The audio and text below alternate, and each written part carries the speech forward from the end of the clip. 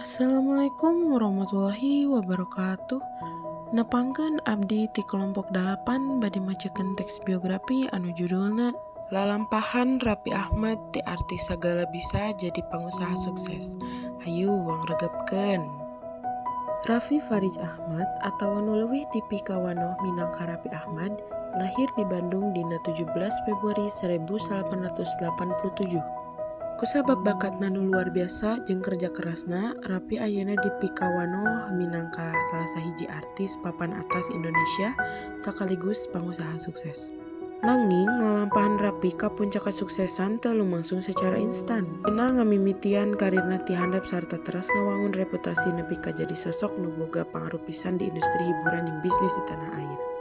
Mimiti karir di dunia hiburan. Raffi ngamimitian debutna di dunia hiburan dina umur ngora, sabudeureun tahun 2001. Nalika anjeunna masih umur 14 tahun, anjeunna munggaran muncul dina sinetron anu judulna Tunjuk Satu Bintang, di mana peranna masih leutik sarta teu acan metot perhatian. Sanajan kitu Raffi teu nyerah. Anjeunna gawe teras sarta nyandak lalakon sejen dina rupi-rupi sinetron jeung film remaja sapertos Senandung Masa Puber jeung Bunga di Tepi Jalan. Kahayanna nu energik, tampang nu menarik, sarta kamampuh aktingna nu teras ngembang laun-laun metot perhatian para produser. Salah sahiji momen penting anu ngajadikeun ngaran Raffi beuki luhur nyaeta nalika anjeunna tampil dina sinetron Olivia dina tahun 2006, di mana anjeunna mimiti dianggap minangka aktor ngora seueur bakat. Teu lami saatosna, Raffi oge ngalebarkeun sayapna ka dunia perfilman ku tampil dina film Love is Cinta dina tahun 2007. Peranna dina film ieu beuki nguatkeun posisina salaku salah sahiji aktor ngora anu paling ngajanjikeun. Jaman ka dunia presenting jeung puncak kakoncara. Salain ti berakting, Raffi oge nunjukkeun bakat sejen dina presenting. Mimiti tinggal bawa acara musik nepi ka acara variety song. Raffi presenter nu sering diantos ku panonton kusabab gaya ngomongna anu spontan, humoris, jeung deukeut jeung audiens. Acara anu dibawakeunna sapertos dahsyat ngajadikeun ngaranna beuki dipikawanoh luas jeung dipikacinta masyarakat. Raffi jadi salah sahiji presenter pangsibukna di Indonesia, malah sering wedal di layar televisi saban poe. Kasuksesan Raffi salaku presenter muka loba panto pikeun anjeunna mimiti meunang leuwih loba tawaran pagawean. Ti iklan, bintang tamu acara, nepi ka jadi host di rupi-rupi program koncara. Kakoncaranana nu ngagede di layar kaca ngajadikeun anjeunna salah sahiji selebriti kalayan bayaran pangluhurna di Indonesia. Tantangan jeung kontroversi. Nanging ngalampahan Raffi teu salawasna mulus. Dina tahun 2013, Raffi sempat ngalaman masalah hukum nu patali jeung kasus narkoba. Anjeunna ditewa ku Badan Narkotika Nasional. Sarta kejadian ieu sempat ngaguncang karirna. Loba nu nyangka yen kejadian ieu bakal ngeureunkeun kajayaan Raffi.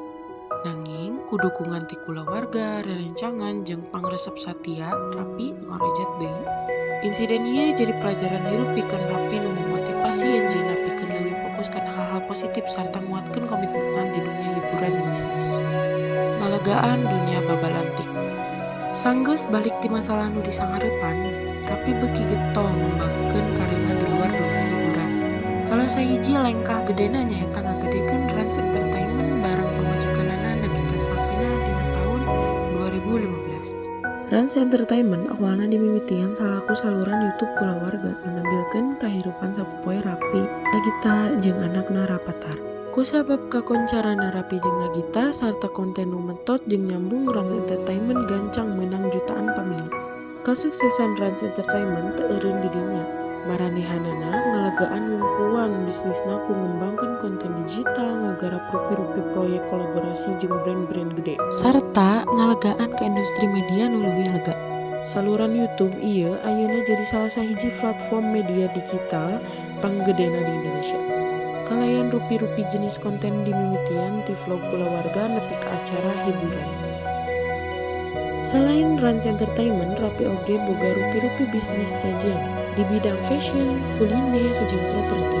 Anjeunna ngaluncurkeun produk-produk fashion nu nuturkeun tren budak ngora. Muka sababaraha restoran jeung kafe sarta ngainvestasi di rupi-rupi proyek properti.